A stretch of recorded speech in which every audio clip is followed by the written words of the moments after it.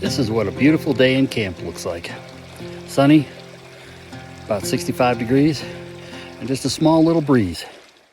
This is our camp next to Cottonwood Creek for the next 13 days. Stick around and join us to see what full-time living out of a Jeep looks like, and who can be watching you when you don't even know it.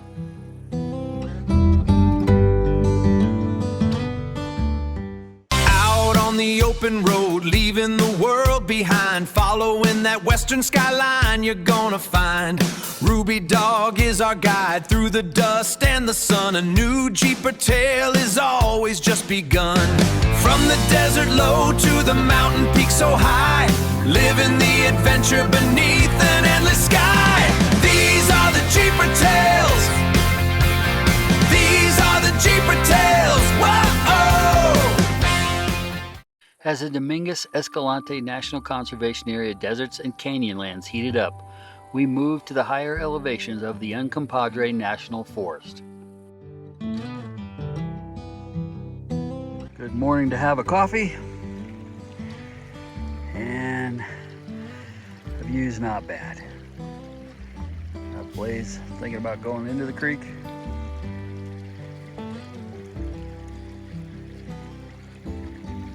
Just sitting here enjoying the sunshine, the noise from the creek, having a great day.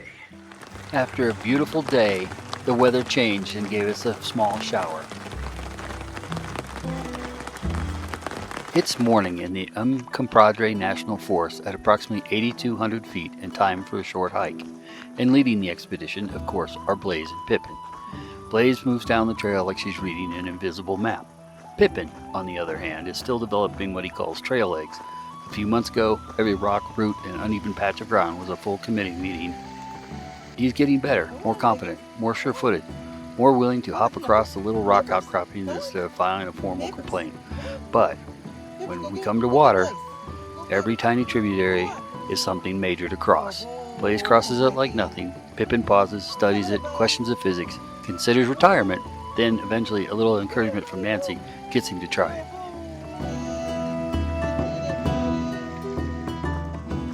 We are tucked into the firs and aspens, with Cottonwood Creek running just off to our right.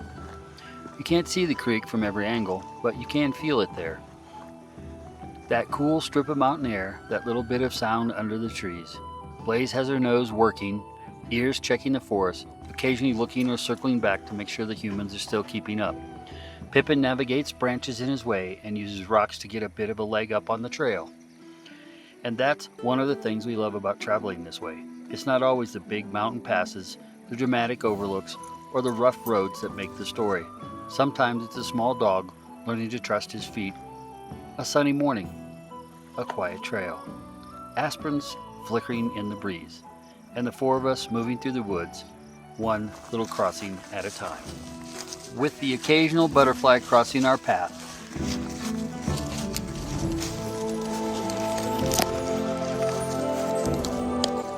And western red columbines popping up. Are you curious on what Pipin is wearing? It's actually material sewn from Kevlar, like a bulletproof vest, with metal studs sewn in and spikes on the neck. He wears this until it gets too hot. It's to protect him from the possibility of an eagle strike or a bobcat, fox, or coyote grabbing him and killing him. This jacket gives us a potential opportunity to intervene if something were to try and prey on him. We hope we never have to find out if it actually works. Oh yes, the orange color, that's for hunting season.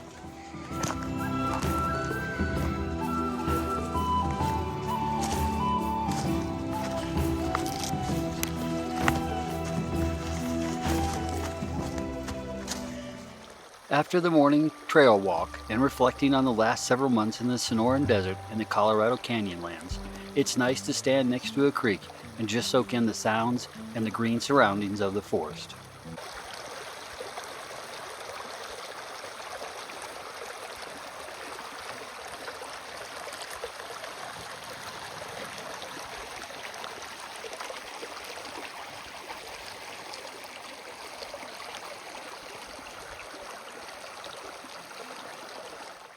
The night brings a full moon.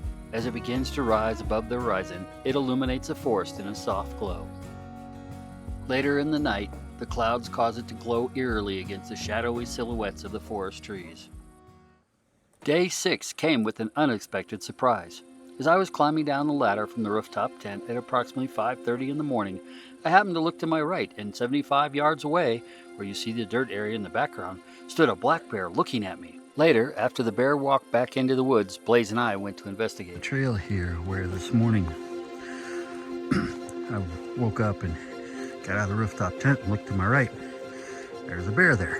Surprised the crap out of me. And see if she smells it when we get up here.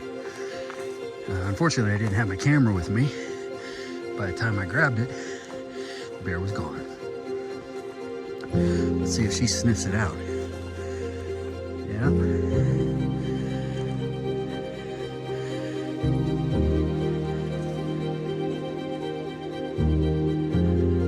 Smell anything, Blaze? It was right here. Maybe left in footprints. It'll be hard to see. Even if they did, because it's in the shade. Yeah, don't see anything. Blaze is sure smelling something now. There's a small game trail here.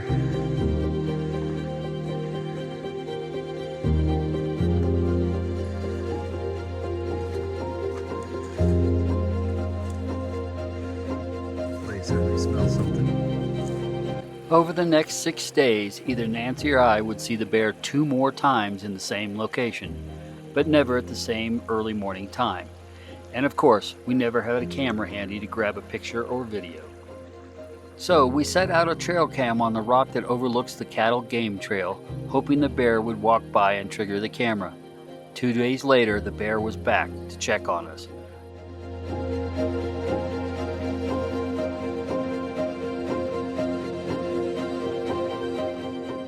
But we didn't expect him to actually find the trail cam, let alone sniff it and fog up the lens.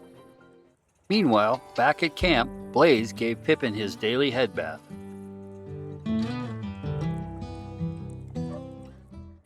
At least once a day, Pipin will encourage Blaze to chase him.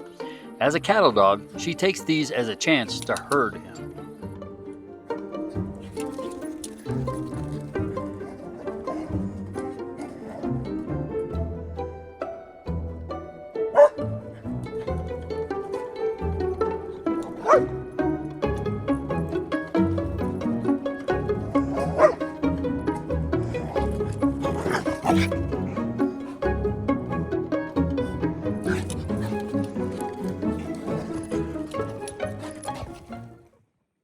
After chasing Pipin, Blaze is taking a break and soaking up the sun just like the solar panels.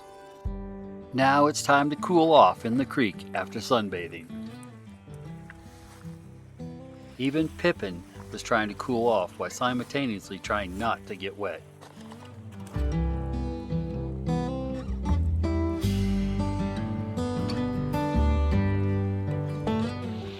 Cottonwood Creek isn't a big roaring mountain creek here. It's more like a rocky little ribbon working its way through the forest one stone at a time. Blaze and Pipin are doing what dogs do best, inspecting every smell, every splash, every possible mystery in the gravel. Pipin stays cautious, Blaze gets curious, and then Nancy gives her a little pat on the behind, which Blaze apparently interprets as a full-scale wildlife emergency. Just another quiet morning along the creek.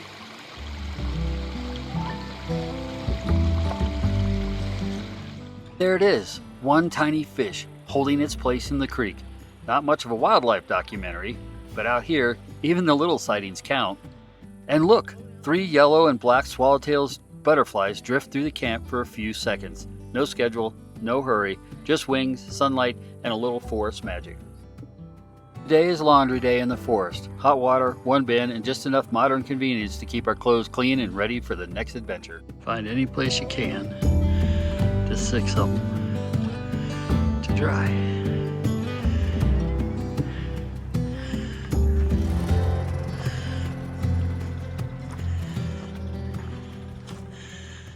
Blaze is part of our security system, always alert to strange noises. When you know a bear is nearby, every odd sound has to be checked out.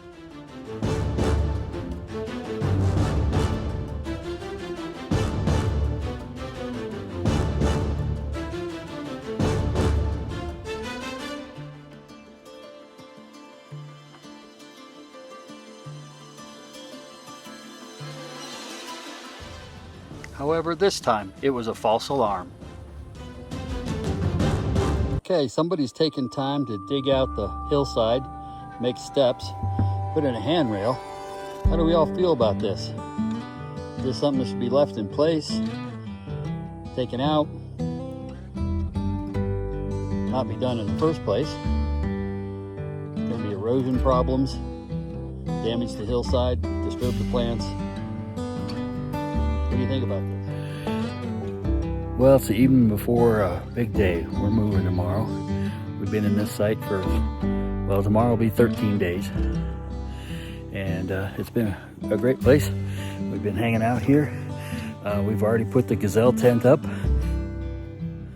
We've put the awning up on the vehicle. And tomorrow we'll finish taking camp down, getting the chairs down, the tent down, all the other stuff. And then we're heading into town to make a supply run. So stick around to see how that all goes and where we find the next place to camp. Good morning. It's time to finish packing up from what we started last night and get on moving into town. So that's what we're going to do this morning. We even have our trash, taking it out with us. We're packed in here. You guys all set for travel?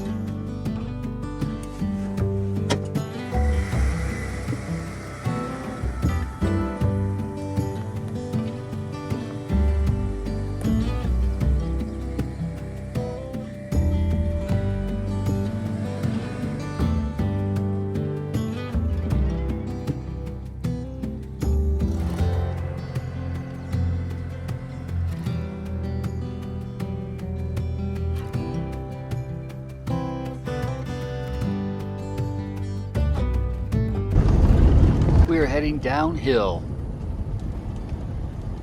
out of the National Forest when we encounter on forest roads. Oh, another one.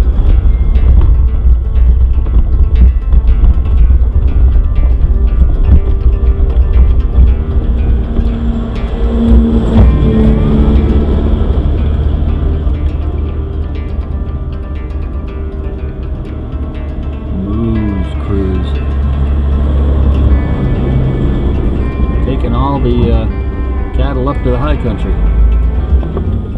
We didn't know then these same cattle would become camp intruders at our next two camps.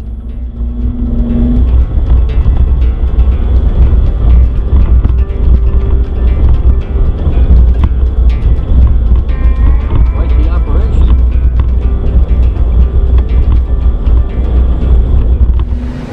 As we descend towards town, we enter the BLM Canyonland.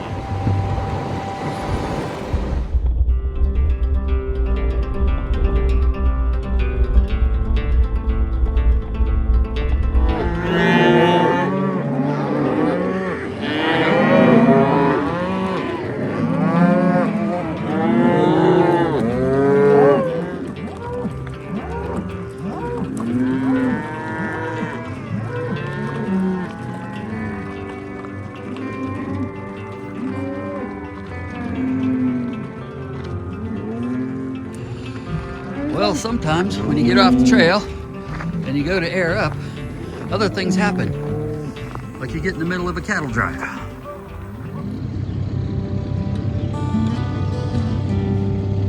While Nancy's shopping, we're hanging out outside the Walmart. After resupplying, we head back up into the mountains to find our next camp.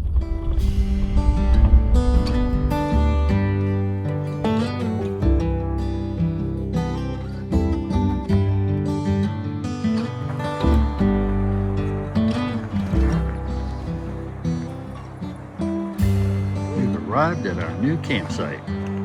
Blaze and Pipin are checking it out. You like it, Peppers? You like it, Peppers? Do you like it, Peppers?